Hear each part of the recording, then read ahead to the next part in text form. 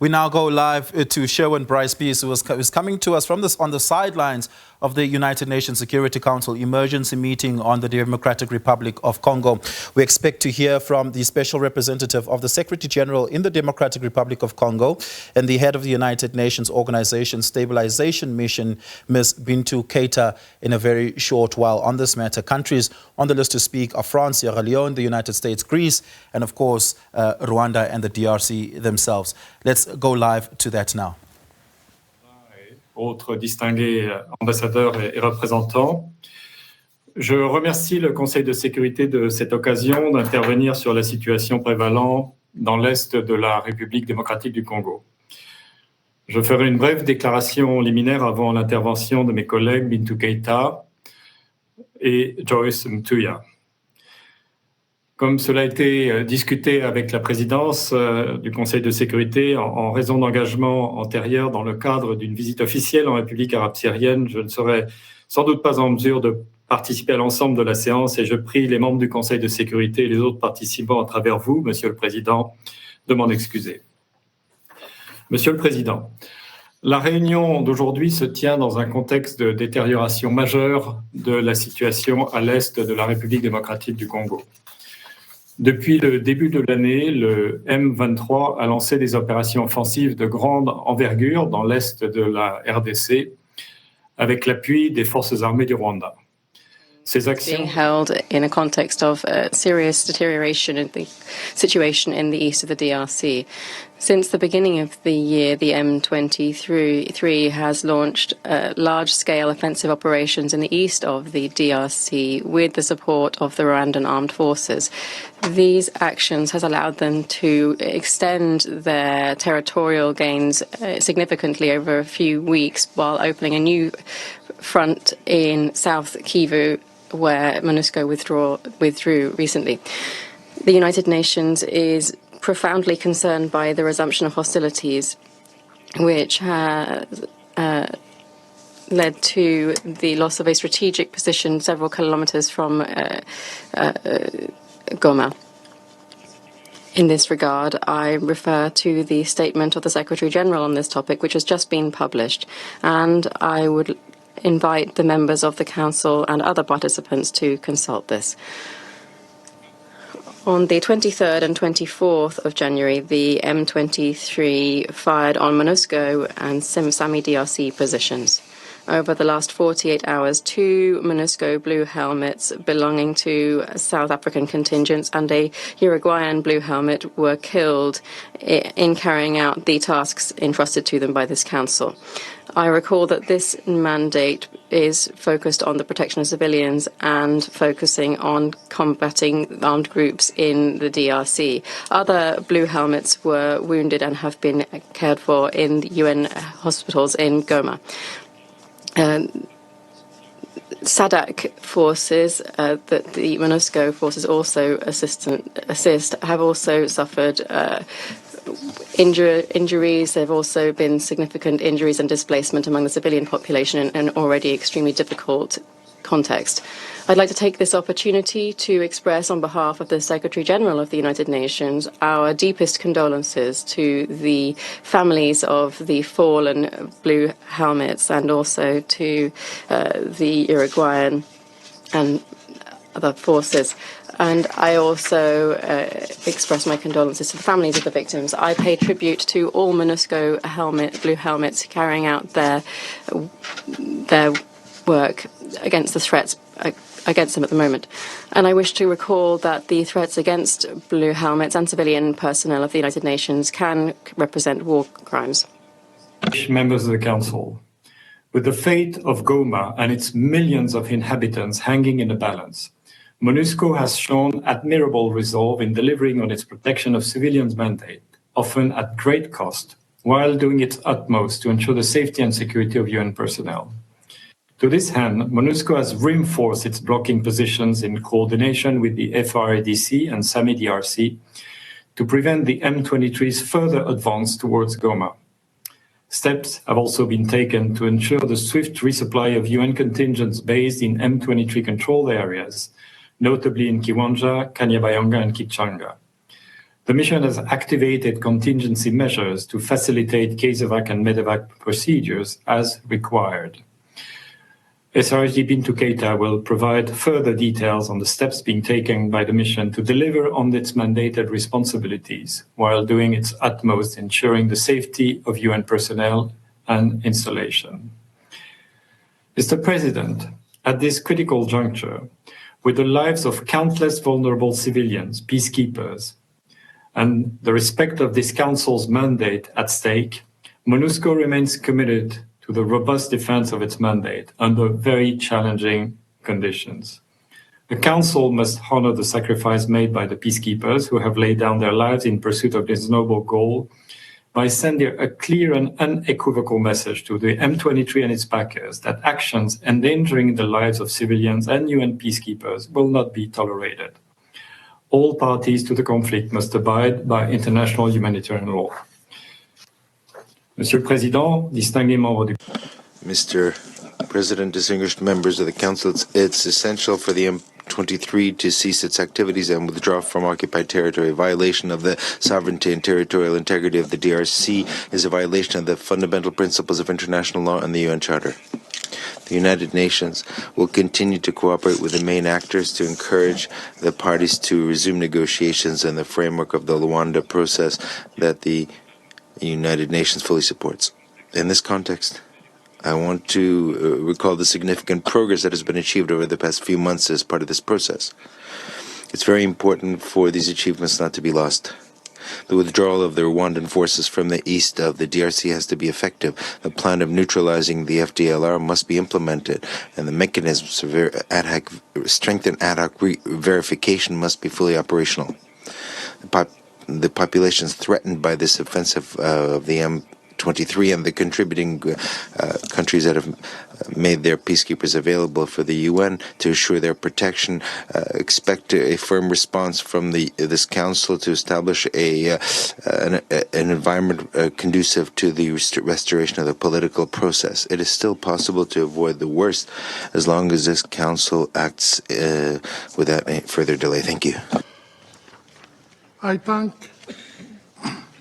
Mr. Lacroix for his briefing. I now give the floor to Ms. Bintou Keita. Thank you, Mr. President. Distinguished members of the Security Council, thank you for convening this urgent meeting today to discuss the alarming developments in Eastern Democratic Republic of the Congo. On 23rd January, the military governor of North Kivu, General Peter Chirimwami, was wounded on the battlefield and subsequently passed away. So far, MONUSCO has lost 3 peacekeepers trying to protect Sake and Goma from the M23's advance. I would like to express my condolences to the Democratic Republic of the Congo government, people, as well as to the governments of the troop contributing countries, to those who were killed while implementing the mission's mandate. I also wish a swift recovery to those injured, including our 11 MONUSCO's peacekeepers. Today, despite ongoing MONUSCO support to FRDC, M23 and Rwandan forces penetrated Munigi, captured in the outskirts of Goma city, causing mass panic and flight among the population. Roads are blocked and the airport can no longer be used for evacuation or humanitarian efforts. M23 has declared the airspace over Goma closed. In other words, we are trapped. I call on this Council to act now to secure the civilian population, humanitarian aid workers, and all United Nations personnel. Mr. President, when I presented the last report of the Secretary General on the situation in the Democratic Republic of Congo on 9 December, the 23rd March movement, M23, with the active support of the Rwandan armed forces, had consolidated its occupation in North Kivu province, doubling its controlled territory compared to 2012. Today, M23 has expanded its control in North Kivu and extended its advance into South Kivu province, from which MONUSCO withdrew in June 2024. It has received reinforcement and supplies to strengthen its position along several axes, both south and north of Goma. It notably deployed a heavy presence near Sake, 25 kilometers west of Goma, and is advancing in Munigi, 9 kilometers north of Goma. In line with its protection of civilians mandate, MONUSCO has enhanced its support to the armed forces of the Democratic Republic of Congo, FARDC, by sharing information, participating in joint tactical planning, and actively participating in combat, along with SADC Mission in the Democratic Republic of Congo, DRC. MONUSCO has notably activated Operation Springbok 3 and deployed one quick reaction force, one rapid deployment battalion, a reserve battalion, a platoon size of special forces, and an artillery battery to reinforce its position to counter M23's advance. In a context of permanent movement of population fleeing for their lives or used as human shields, the military response, especially the use of MONUSCO artillery, is being carefully calibrated to avoid harming civilians and our forces on the ground or damaging civilian facilities. The United Nations also temporarily relocate non-essential personnel from Goma. These efforts are still underway.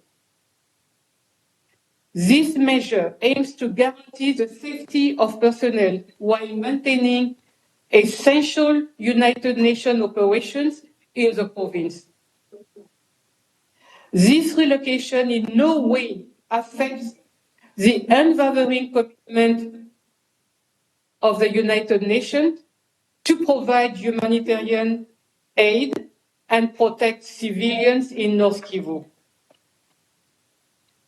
GPS jamming and spoofing incidents have resumed more intensely than ever before. These attacks hamper the protection of civilians and the safety and security of United Nations personnel. The mission stands ready to provide documentation in support of the Democratic Republic of Congo's complaint to the International Civil Aviation Organization, ICAO, and encourage member states the same.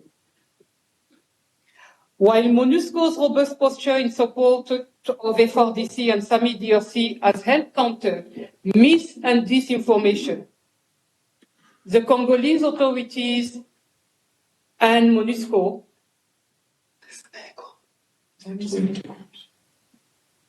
continue to coordinate joint communication and ensure clear, unified messaging. Nevertheless, I must draw the Council's attention to a troubling rise in targeted hate speech led by M23-affiliated online campaigns. Their hateful rhetoric targets me as special representative of the Secretary General, but also the mission spokesperson who has received threats of sexual violence. I call on the Congolese authorities to clearly condemn hate speech that targets especially human rights defenders and civil society actors. So far, at least 32 human rights defenders have approached MONUSCO for protection measures. In response, the mission implements individual protection mechanisms with human rights networks. Monsieur le Président, Mr. President, More than ever, we must find a political solution. A displaced person from North Kivu recently insisted that even the Second World War ended thanks to dialogue. So I would like to call on the DRC and Rwanda to continue political negotiations in the context of the Luanda process. In this regard, hostile rhetoric and mutual accusations must end to make way for discussions and constructive steps. I welcome the efforts of the international community to preserve this process, above all after the aborted summit of the 15th of December 2024. Specifically, I also call on Rwanda to withdraw its forces from the Congolese territory, to end its support for the M23, and to, as soon as possible, deploy its delegates to the ad hoc strengthened verification mechanism to join the members from Angola and the DRC. I also call on the DRC to make significant efforts to neutralize the FDLR. I reaffirm MONUSCO's commitment to supporting these efforts under the context of its mandate. In parallel, I encourage close synergies between the Luanda process and the Nairobi process, which is currently being revitalized. This to promote notable progress, we must make concessions, particularly the M23 must immediately withdraw towards the pre-4th of August positions. I call on all parties to respect their obligations to protect civilians in full respect for international humanitarian law and international human rights law. Civilian infrastructure providing essential services to civilians must also never be targeted. President, as Angola is preparing to preside over the African Union in February, I support a second SADC quadripartite summit involving SADC, the International Conference of the Great Lakes Region, the Economic Community of Central African States, ECAS, and the East African Community, the EAC, to strengthen these peace efforts. It's also crucial to urgently convene a fresh tripartite summit between the UNHCR, the DRC and Rwanda. Furthermore, it's essential to ensure that the 12th summit of the regional follow-up mechanism of the African Union Peace and Security Council is held, to relaunch the Framework Agreement for Peace, Security and Cooperation. I encourage the Angolan presidency of the African Union to promote the inclusion of women in peace initiatives. In the DRC, this could involve the implementation of a national strategy for positive masculinity, as well as the establishment of an interministerial committee and national council on gender and parity, provided for both in the law of 2015 on parity. President, MONUSCO is supporting efforts to hold all of those responsible for human rights violations accountable. It is, in addition, important to identify victims to ensure that justice can be done to them, while also curbing the risk that violence, including gender-based violence, is repeated. In addition, international warrants must be issued against those that are fueling insecurity and committing human rights and IHL violations. Particularly with the Special Envoy for the region of the Great Lakes region, Ambassador Huang Zia, I call on the Council to take decisive steps, including targeted sanctions against the perpetrators of violations.